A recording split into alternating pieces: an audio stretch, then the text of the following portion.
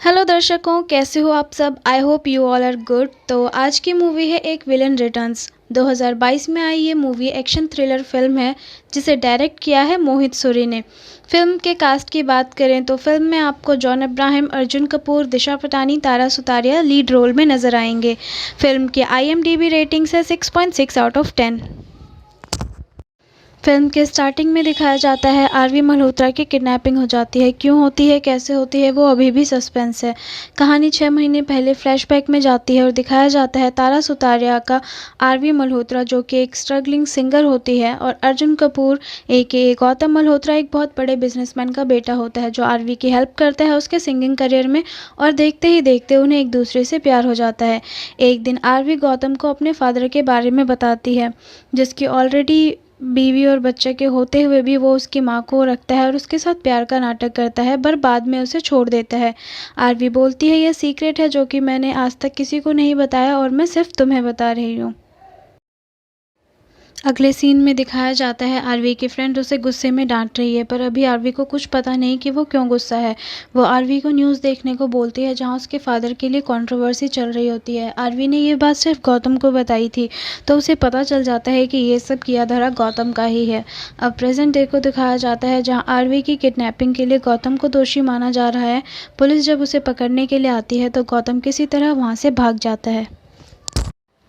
अब एंट्री होती है जॉन अब्राहम AKA भैरव पंडित की, जो पुलिस को बताता है उसने एक क्राइम किया है। और अब कहानी फिर फ्लैशबैक में जाती है जहां दिखाया जाता है भैरव एक कैब ड्राइवर है और दिशा पतानी AKA रसिका जो कि एक सेल्स गर्ल है।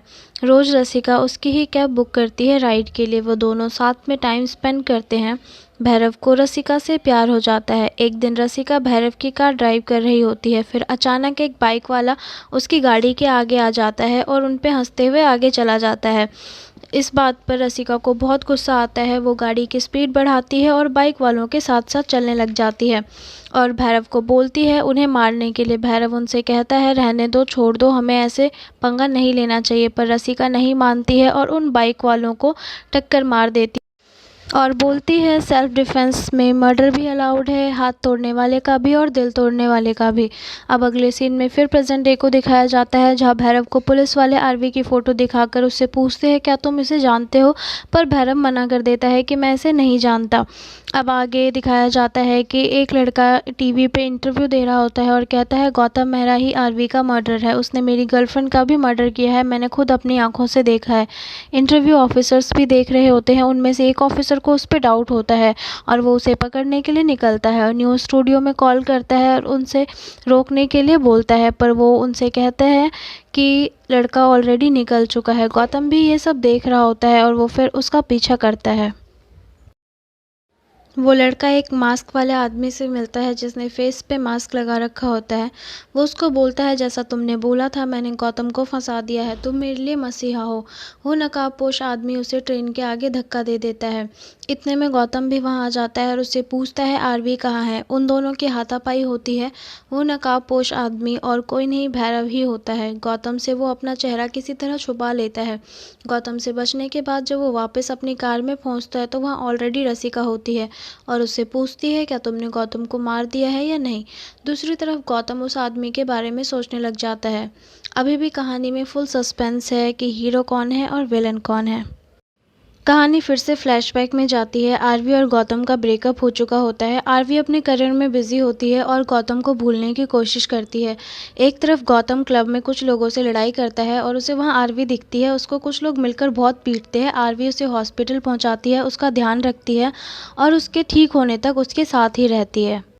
हॉस्पिटल से डिस्चार्ज होने के बाद आरवी गौतम से बात भी नहीं करती है। गौतम आरवी को रोकता है, उसको बोलता है कि तुम मत जाओ, पर आरवी गौतम के धोखे को नहीं भूली होती है और वो वहाँ से चली जाती है। गौतम उसे रोकने की बहुत कोशिश करता है पर वो नहीं रुकती है।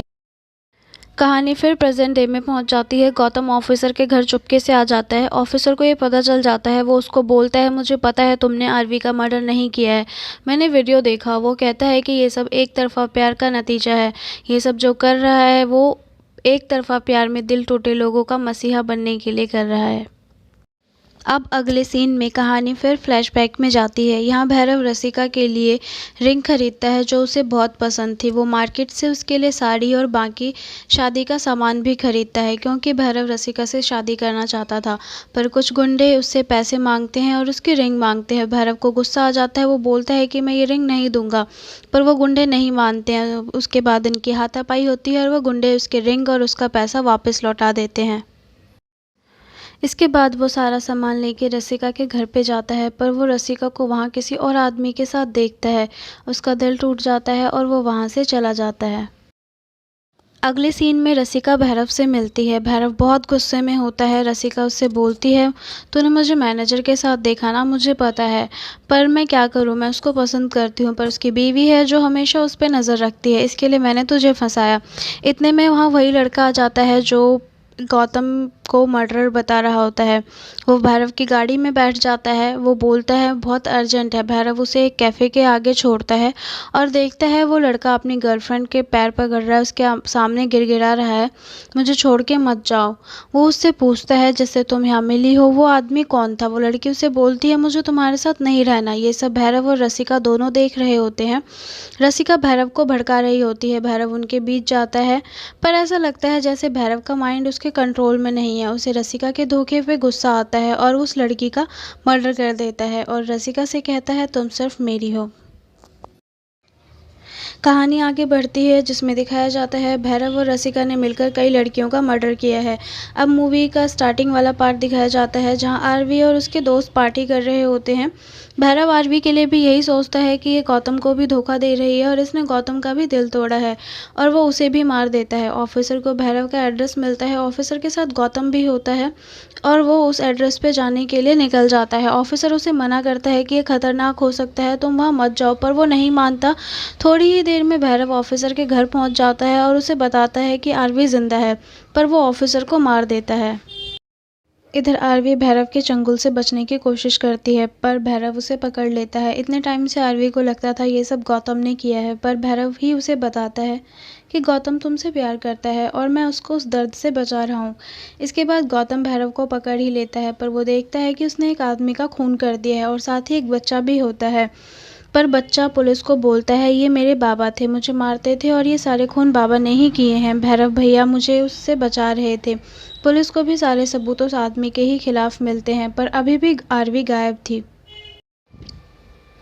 कहानी आगे बढ़ती है और दिखाया जाता है रसिका भैरव को बोलती है चलो शादी कर लेते हैं, पर उससे पहले इस लड़की को ख़त्म कर देते हैं।